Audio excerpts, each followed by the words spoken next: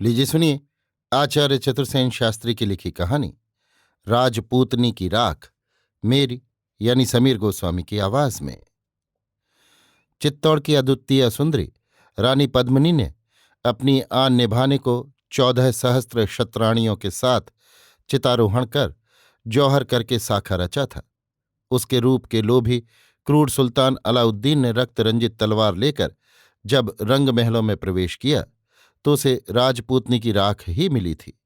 यहां उसी घटना की एक रूपरेखा चित्रित की गई है। रणथंबौर का दुर्जय दुर्ग उस दैत्य ने विजय कर लिया। सामंत हम्मीर ने 1 वर्ष वीरता से युद्ध किया और अंत में वीरगति को प्राप्त हुआ। वहां एक भी मर्द बच्चा जीवित नहीं है। लोथें गली कूचों में सड़ रही हैं। 24,000 स्त्रियों ने जौहर व्रत करके अपनी प्रतिष्ठा की रक्षा की है। वो बड़ा भयानक, बड़ा खूनी, बड़ा निर्दयी, बड़ा पतित नर पशु है। वो अब अंधाधुंध चित्तौड़ पर चढ़ा आ रहा है। महाराज, आप अधिक भयभीत प्रतीत होते हैं। महारानी, मैंने राजपूतनी का दूध पिया है और मेरी रगों में राजपूत रक्त बह रहा है। भय क्या होता है ये मैंने कभी नहीं जाना, पर उस नीच का उद्देश्य अत्यंत कुत्सित है। वो चित्तौड़ पर दांत रखता है ना। चित्तौड़ रणथंभौर नहीं। क्या आपके पास राजपूतों का अभाव है? नहीं प्रिय। क्या उन्हें प्राण प्यारे हो गए हैं? नहीं नहीं प्रिय, चित्तौड़ के सिसोदिया नाहरी के असल जाए हैं। फिर चिंता क्या है स्वामिन? वो चित्तौड़ विजय करने नहीं आ रहा है। फिर किस लिए आ रहा है? वो बात कहने योग्य नहीं है। फिर भी कहिए तो। वो तुम्हारे लिए आ रहा है।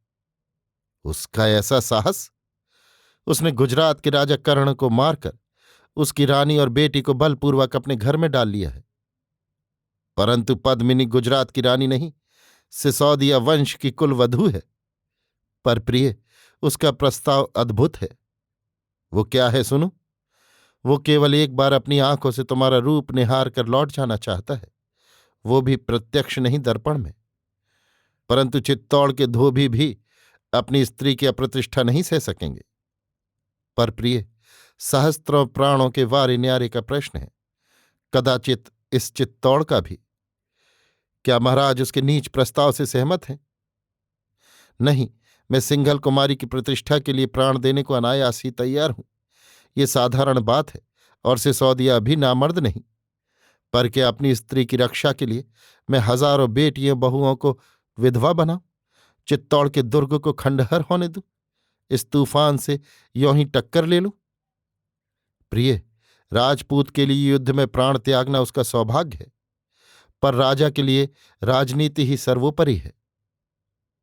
तब आपकी राजनीति कहती है कि इस अपमान का घूंट पी लिया जाए, पद्मिनी की मुख छवि म्लेच्छ को दिखा दी जाए और चित्तौड़ का संकट बिना रक्तपात के टाल दिया जाए। हाँ रानी, राजनीति यही कहती है। तब मैं ये सोच देखूं कि प्राण दूं या प्रतिष्ठा?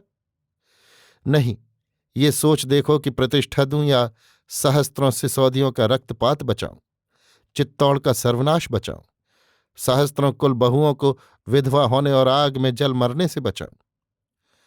सोच लिया स्वामिन, विलंब का काम नहीं। मैं अपनी प्रतिष्ठा का बलिदान दूंगी।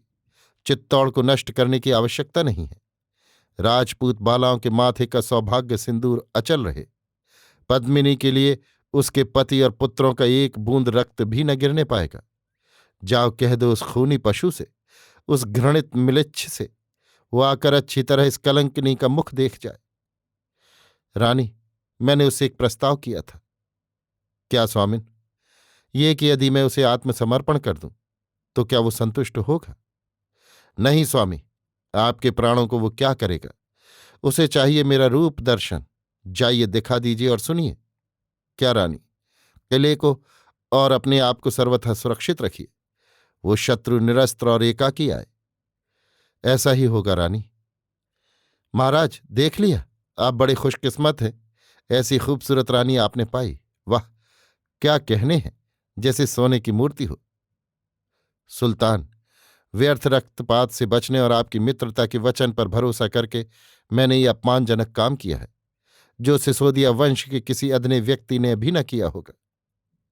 महाराज, आप हमारी दोस्ती का भरोसा रखिए, ता जिंदगी ये कायम रहेगी। हम अब पगड़ी बदल भाई हुए। लीजिए हमारी पगड़ी और दीजिए हमें अपनी। सुल्तान, मैं आपका विश्वास करता हूं। यदि इस अप्रतिष्ठा के बदले दिल्ली तख्त की दोस्ती चित्तौड़ को मिल जाए तो मैं समझूं कि मुझे मेरी अप्रतिष्ठा का बदला मिल गया। ओह, आप इसे बेइज्जती क्यों कहते हैं? जब हम भाई भाई हुए। अरे फाटक आ गया। महाराज, अब आप क्यों तकलीफ करते हैं?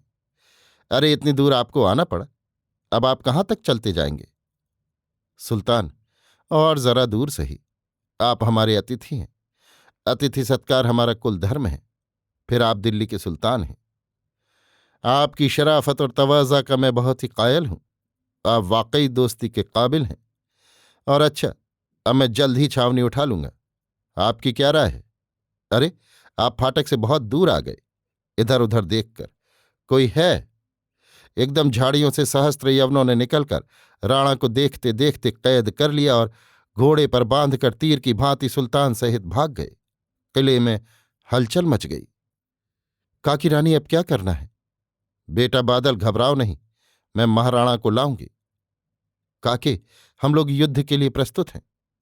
नहीं बेटे, ये युद्ध का अवसर नहीं, कांटे से कांटा निकाला जाएगा। गोरा को बुला लो। जोहार काकी रानी। गोरा और बादल, सुनो पुत्रो, तुम अल्पायु हो, पर मुझे तुम्हारी ही आवश्यकता है। कहो, तुम्हारी भुजाओं में कितना बल है? यथेष्ट है काकी रानी। अच्छी बात है, सुनो। सुल्तान को लिख दो कि रानी अपनी सहेलियों सहित आपकी सेवा में आती है। युद्ध करने की आवश्यकता नहीं, महाराज को छोड़ दिया जाए। ये क्या काकी? सुनो, 700 डोलियां इस समय किले में तैयार हैं। उन सब में प्रत्येक में 2-2 सशस्त्र योद्धा बैठा दो। ऊपर पर्दा डाल दो। ये 700 मेरी सहेलियां रहेंगी। ये कैसी सहेलियां? और सुनो, प्रत्येक डोली में 4-4 सावंत कहार बनकर लगे चलेंगे। ये सब सशस्त्र होंगे और ऊपर वस्त्र से हथियारों को ढक रखेंगे। मैं समझ गया काकी, मैं भी समझ गया। ठहरो गोरा, तुम्हारा गोरा नाम क्यों है जानते हो? तुम चित्तौड़ में सबसे गोरे और सुंदर बालक हो। तुम काकी रानी के डोले में अपनी ढाल तलवार लेकर जा डटो। जय रानी की। हम सूर्यास्त से प्रथम ही महाराज को ले आएंगे। वहां पहुंचकर तुम एकांत में कनात के पर्दे में डोलियां ले जाना और एक बार महाराजा से एकांत में मुलाकात करके बंधन मुक्त कर देना और मिलेच्छों पर टूट पड़ना। आगे तुम्हारा भुजबल रहा। काकी, हम सूर्यास्त से प्रथम ही लौट आएंगे, आप निश्चिंत रहें। अभी पत्र लिख दो और तैयारी करो। सभी योद्धा चुने हुए हों। ऐसा ही होगा काकी रानी। जहां पनाह कासिद आया है। किसका कासिद? चित्तौड़ के किले वालों का। उसे हाजिर करो। जो हुक्म। राजपूत आकर खड़ा हो गया। क्या चाहते हो? मैं महारानी पद्मिनी का संदेश लाया हूं। क्या संदेश है? कुछ शर्तों पर रानी आपकी सेवा में आने को तैयार हैं। कौन कौन सी शर्तें हैं? ये कि उनके आने पर आप राणा भीम सिंह को छोड़ दें और उन्हें चित्तौड़ का राज्य और किला लौटा दें। मंजूर। और राजा से रानी की अंतिम भेंट के लिए आधा घंटा समय दें। मंजूर। और रानी पर्दा नशीन है, उनकी पद मर्यादा भी मामूली नहीं। उनकी 700 खास बांदियां साथ आएंगी। उन्हें साथ रहने की इजाजत दें। मंजूर। और उनके उतरने के लिए पर्दे का पूरा प्रबंध किया जाए, कोई सैनिक उन्हें देख न सके। दासियां भी पर्दा नशीन हैं। मंजूर है। और उनके आने के 2 घंटे के भीतर आप चित्तौड़ का घेरा उठाकर दिल्ली को कूच कर दें। मंजूर है। तो मैं जाकर महारानी को संदेश देता हूं, आप पर्दे का प्रबंध कर दीजिए। इत्मीनान रखो, सब जैसा कहा है वैसा ही हो जाएगा। पहरेदार, ये कोलाहल कैसा है?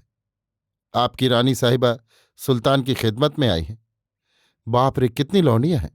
शायद तमाम फौज के सिपाहियों को बांटी जाएंगी। जनाब, उसी की खुशी में जश्न हो रहा है। ये तू क्या बकता है पाजी?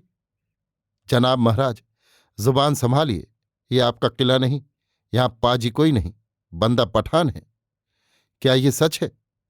नहीं तो नाच गाना और शराब यूं ही उड़ रही है। रानी कहाँ है? सुल्तान की बगल में होंगी। हरामजादे, क्या तूने देखा है? हजरत, दोपहर से डोलों का तांता बंधा है। क्या हमारी आंखें फूट गई हैं? सभी को मालूम है। इतने में ही एक सैनिक ने आकर कहा, महाराज, रानी साहिबा आपसे मुलाकात करने आई हैं, डोला हाजिर है। मुलाकात की जरूरत नहीं, उसे मेरे सामने से हटाओ। मैं सुल्तान का हुक्म बजा लाता हूं, आपका नहीं। बंदा रुखसत होता है। पहरेदार, तुम भी हट जाओ। सुल्तान का हुक्म है कि मुलाकात अकेले में होगी। महाराज, सिर्फ आधा घंटा। एक डोली आई। महाराणा ने उसे अग्निमय नेत्रों से देखा। भीतर से गोरा ने निकलकर महाराणा को जोहार किया। ये क्या? चुप, लीजिए हथियार। ठाकरा, तुम महाराज की बेड़ियां काट दो। रेती है? है। गोरा?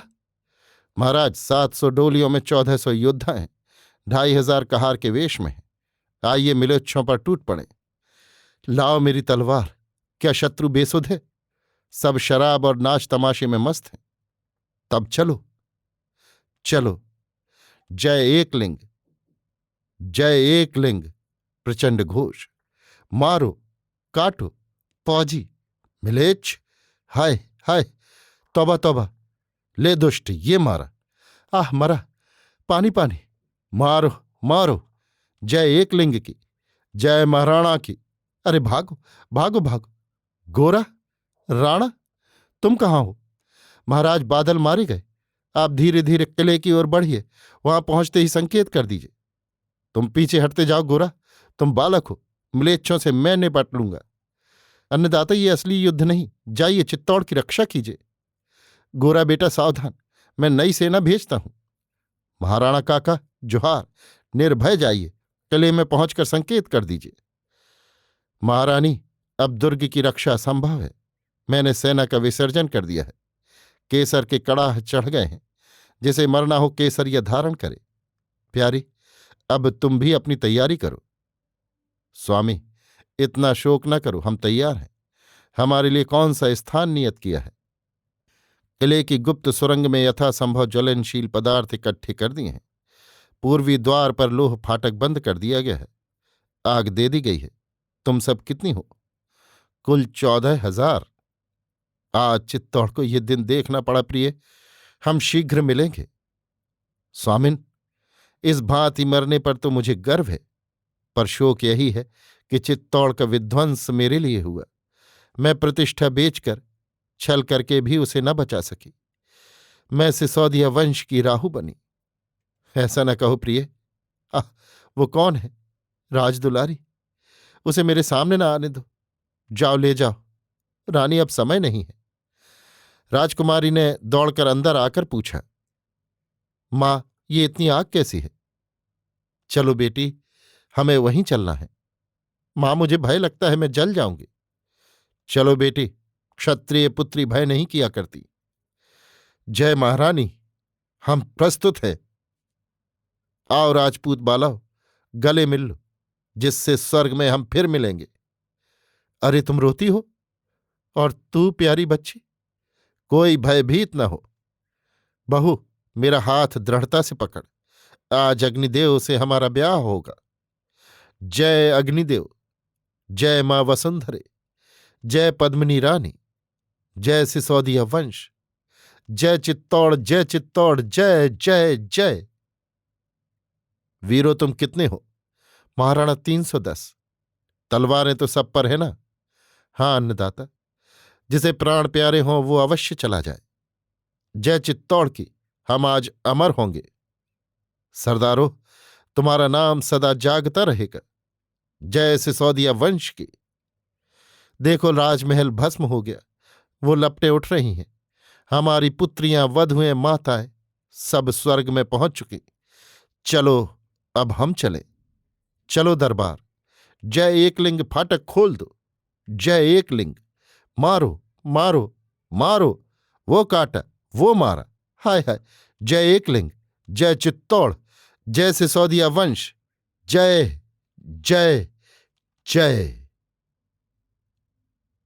अभी आप सुन रहे थे आचार्य चतुर्सेन शास्त्री की लिखी कहानी राजपूतनी की राख, मेरी यानी समीर गोस्वामी की आवाज में।